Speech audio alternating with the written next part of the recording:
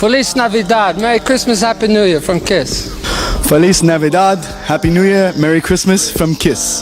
Ho, ho, ho! I'm wishing everybody a really Merry Christmas, a Happy New Year. Someone stole Santa? That does not rock!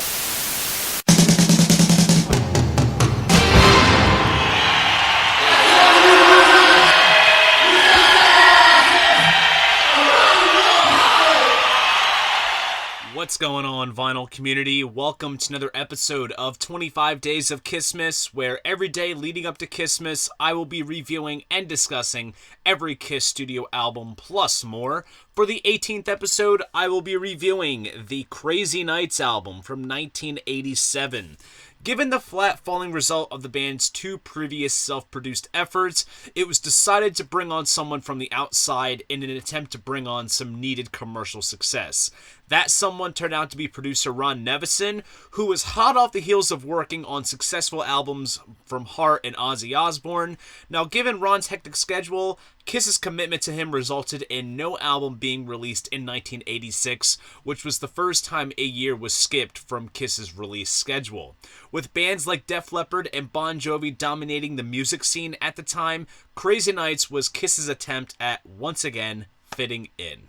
So let's dig into the album. Side 1, Track 1, Crazy Crazy Nights. Upon the song's conception by Paul and Adam Mitchell, it was already decided that this would be the lead-off single from the album before it was recorded in the studio. With a performance video equipped to draw interest from MTV, this song would go on to reach number 4 in the UK charts and become one of the band's biggest singles in England.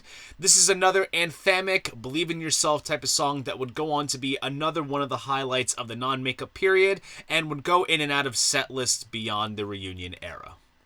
Track 2, I'll Fight Hell to Hold You. The title of the song was an idea of Paul's. Bruce wrote the main riff of the song, and Adam Mitchell contributed other parts to the song as well. It's a song that encapsulates tons of passion in Paul's vocal delivery, and its melodies are certainly ear-catching. Track 3, Bang Bang You. This track by Paul and Desmond Child kinda nods to Kiss's past with this song about being shot down by one's love gun. Wonder what that could be all about. But not gonna lie, low-key Spinal Tap-ish, and this album's tour was the only time that this song was ever played live. Track 4, No No No. This song started out as an idea by Bruce and Eric. Eric's fast double bass drum rhythm laid down and Bruce's finger-tapping solo and staccato riffs make this song a solid showcase for the second half of what is considered to be the definitive 80s non-makeup lineup. Gene was then brought on to finish the song, and like Bang Bang You, this is another song that didn't last in the live set beyond the Crazy Nights tour. Track 5, Hell or High Water. The main idea for this song came from Bruce during the Asylum tour, and Gene would go on to write the lyrics for the song, and this song was only played a handful of times during the Crazy Nights tour. Track 6, My Way. This track was written by Paul, Desmond Child, and Bruce Targon, who was the bassist in a band called Black Sheep, which also featured a pre-foreign fame Lou Gramm, and had opened for Kiss during their Alive tour. This is another strong melodic song with some of Paul's most height-reaching vocals really flexing his range. Now we're going to flip the album over to Side 2, Track 7, When Your Walls Come Down. Just like Hell or High Water, this song stemmed from an idea Bruce had during the Asylum tour. The chorus of the song was primarily Paul's and Adam Mitchell's contribution to the overall piece, and the song was performed a handful of times during the early part of the Crazy Nights tour, but most likely due to its filler-type feel, it did not survive long.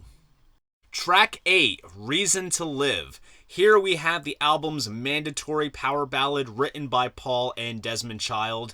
Given the power ballad was all the hype in the singles charts by bands such as Foreigner, Heart, and others, this song was released as the second single from the album, along with an accompanying music video which became a top 40 hit in the UK, and it has all the trappings that makes this song a product of its time. At this point in the band's career, Kiss was using keyboard players as side stage players, but in a rather different move within Kiss's usual musical palette. When this song was performed by the band on the Crazy Nights tour, Bruce would actually play keyboards on stage to this song. Track 9, Good Girl Gone Bad. This is the product of Gene and two new collaborators, his friend David Sigerson and his writing partner Peter Diggins. David had written material for the Jim Valance band Prism and had written material for the likes of Loverboy and Eddie Money. The song tells a somewhat true story dating back to Gene's college days of a girl he was acquainted with who was rather innocent at the beginning, but in a slight twist, she later got acquainted with a friend of Gene's. Track 10, Turn on the Night. This was the first time Paul had collaborated with the up-and-coming writer Diane Warren. This song was released as the third and final single from the album, along with a music video, which failed to chart in the US, but made it just shy of the top 40 in the UK. Track 11, Thief in the Night. This song, written by Gene and Mitch Wiseman, would be recorded first in 1984 by Wendy O. Williams on her WOW solo album, which was produced by Gene. This track, along with the song It's My Life, which came from the same album, were considered to be recorded for Crazy Nights, with the end result being this song, simply because Gene always liked the song. As for where this album stands in my KISS catalog ranking, I would put Crazy Nights at the number 18 spot. This is certainly KISS's most slickest sounding album in terms of the production, and with the addition of synthesizers and keyboards to the band's musical palette, this album very much stands out as a product of the time. I always say that this album is KISS trying to be Bon Jovi. They had success with what they did stylistically, but KISS's take on the 80s pop sound didn't translate, so the prospect of banking on Ron Nevison's involvement to give the band some needed commercial success very much fell flat in the band's homeland, but as you can tell with the singles released from this album, it fared extremely well overseas in the UK. Despite the shortcomings of the album, some of the songs are brilliantly crafted melodically and feature some of Paul's strongest soaring vocals.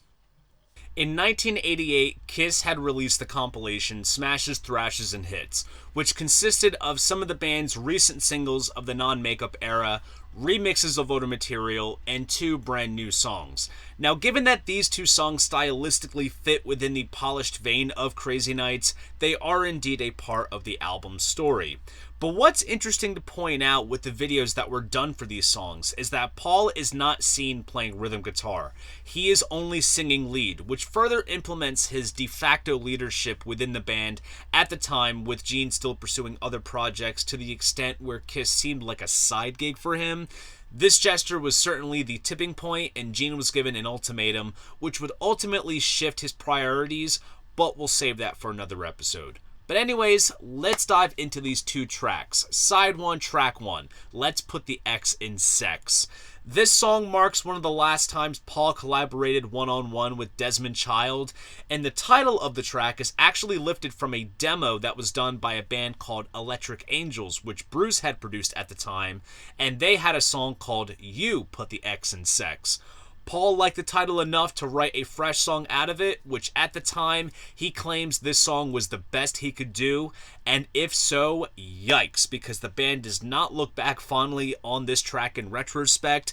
It was released as a single along with a video, and overall, it gained some traction, but only for the reason that the studio where the video was shot got sued for rent not being paid for the video shoot. Kinda an amusing story for a song and video to get some attention. Track 2, You Make Me Rock Hard.